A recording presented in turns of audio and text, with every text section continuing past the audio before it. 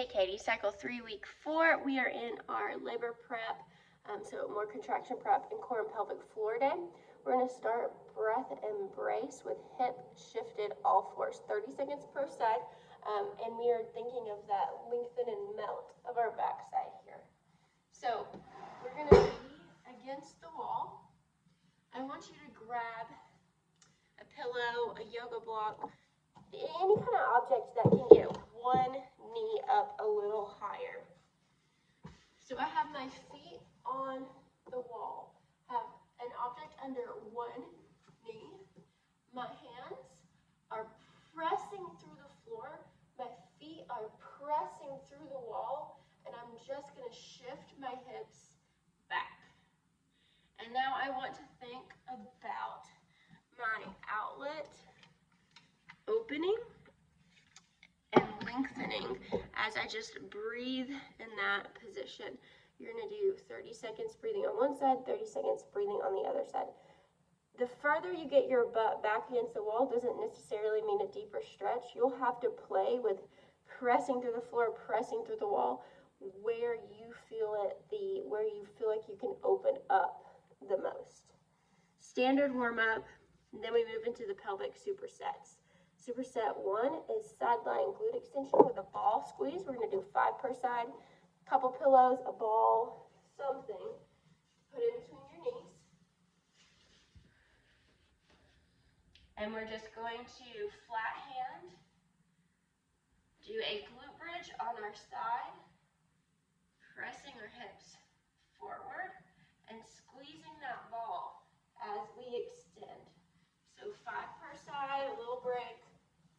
And then you'll move into Cossack squats. I don't think these have to be deep at this point to be effective. If you want to grab onto an object and get down really, really low, and that feels good, awesome. But if we want to stay up here, practice for labor, really press through the floor on these, then that's awesome too. We have just 5 per side or 10 total on these as well, and they can be alternating, or you can do all on one side, all on the other. So you're doing 3 rounds of those 2 movements into bird dog with feet on the wall or a chair, and not bird dog, dead bug, and then bear hover. So dead bug, I'm going to press my feet into the wall. This is giving me stability.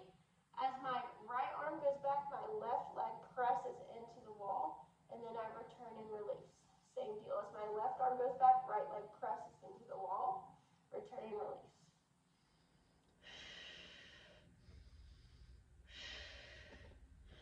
Just alternating there, and then that bear hover is going to be on all fours, toes under, lift the knees, take a breath, and drop. Lift the knees, take a breath, and drop. Just sort of rotating through that there. So you have dead bug. Let me change that.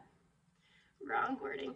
Dead bug, 3 sets of 5 per side.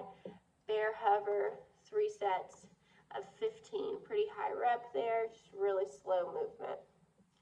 Then you have your contraction prep. We've changed our contraction to 45 seconds on, 45 seconds off for 4 rounds. A little higher intensity. This is like transition phase, like contractions have really picked up, really making some good progress. Rounds 1 and 3, you're going to explode off a chair with an exhale. What that will look like is, and then drop back down, and then drop back down. It might not be as explosive as you think it's going to be at this point, but the goal is just driving through the floor, exploding up, and then control yourself on the way down. Don't just plop, but you don't have to like tempo it out. Rounds 2 and 4 are knee repeaters. So all you're going to do is bring your knee up and back, up and back, up and back. Once again, some asymmetrical work. If you feel like you need support, you can always do that same up and back. But our goal is, if you see this leg extending out, we're not just going back to neutral, we are extending.